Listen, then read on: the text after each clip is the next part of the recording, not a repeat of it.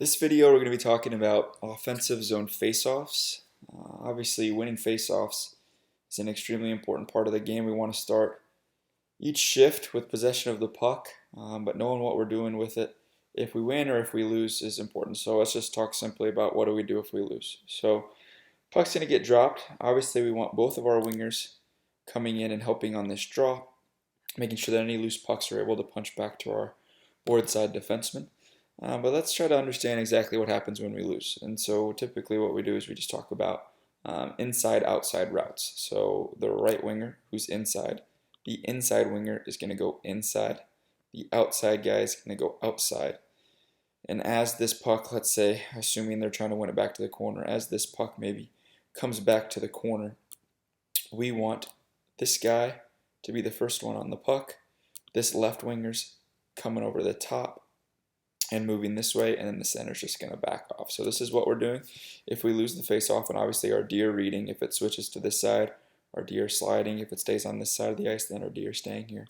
But that's just pretty simple what we're doing when we're losing. This right winger needs to push in and get all the way to this puck carrier, try to cut him off, make sure he can't go behind the net, switch sides of the ice. Now if we win, the goal is to win the puck back to our left defenseman. Okay, and every time our board side defenseman. In this scenario, it's the left side defenseman. And as we do this, we want this left side defenseman, this board side defenseman, to move to the middle of the ice. Preferably just get inside the dots. If you can get inside the dots, that's the most important thing we could do. From here, our right defenseman's going to slide with him. We want to be pretty much dot lane as well. We want to make sure we're dot lane wide. And then a couple of things are going to happen, depending on what kind of face-off we're running. So the first one that we're going to talk about is just what we call a bumper. And so the bumper could look like this, where we want to make sure this is a left-handed shot if we're going to run a bumper, and then our center can be left-handed or right-handed, it doesn't matter. But this winger on this side, if we're on the left side of the ice, needs to be a left-handed shot.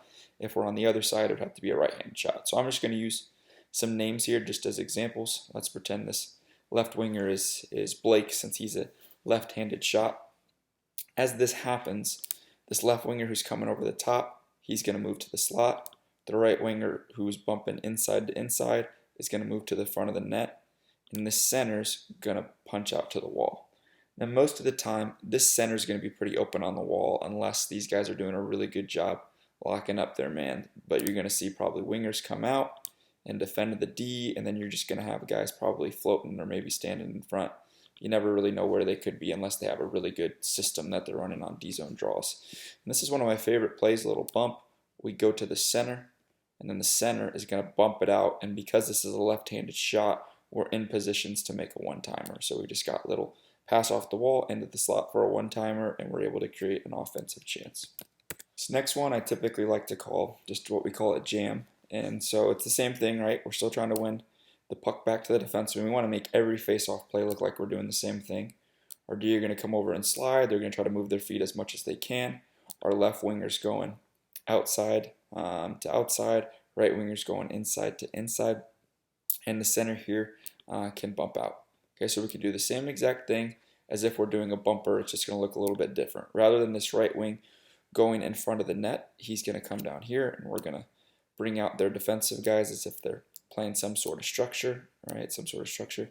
And now what we're looking here to do is for this defenseman to bring this puck down into the soft area of the ice. We're trying to find some space over here. We're trying to possibly create a 2-on-1 in front of the net. This is why we call it a jam, meaning we're using a goal line jam, meaning this guy's trying to get the puck and he's just walking it out to the net.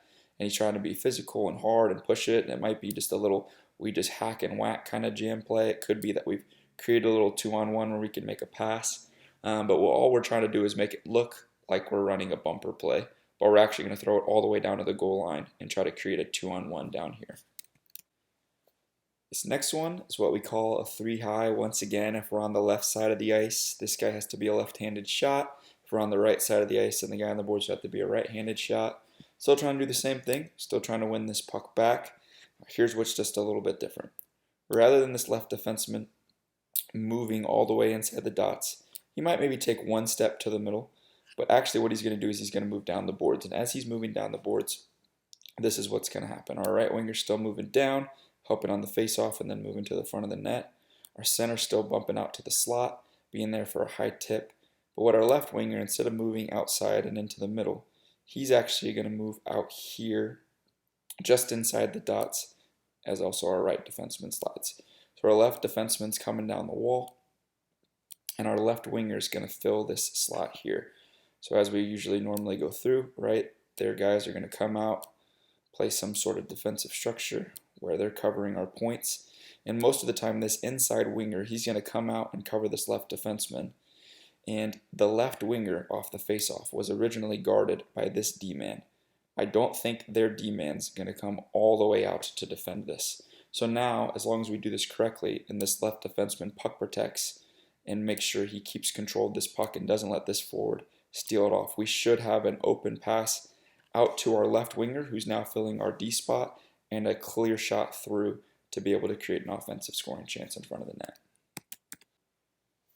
So next one, we're going to do a D crossing, and so it starts the same way. We're trying to get the puck back to the left defenseman.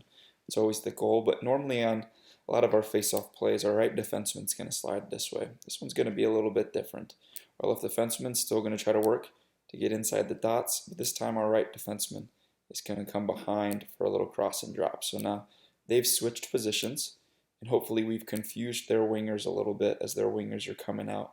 Hopefully they're in a spot where, this inside winger who was supposed to be covering this left defenseman maybe hesitated a little bit on this cross, and now we've created some space. And what we do with our wingers and our center can be a little bit different here. So our right winger has two options. They could either go to the front of the net, or they could come down low for this jam play. The center can be either here in the slot or possibly in front of the net, depending on what we've going. And this left winger, what I'd love to see is, if we want to get really fancy with it, is we make a cross, but then we switch sides of the ice. So a play that we could do here is this left winger comes all the way across, and we're now in this soft space.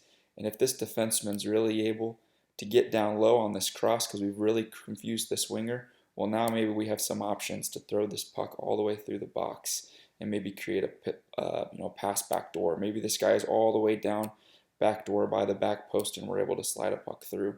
Hopefully the goal is to create a lot of confusion on that cross and drop, create some time and space, and then set up a few different things. Like I said, it could be a jam play, could be a backdoor seam pass, could be a backdoor tap in, whatever it may be, but using the cross and drop to then create space. The last offensive zone face-off play that we're going to talk about, and probably the one we run least often, but it's still something that we kind of throw into our sets and in our offensive zone draws. So once again, trying to get the puck back here to that board side defenseman.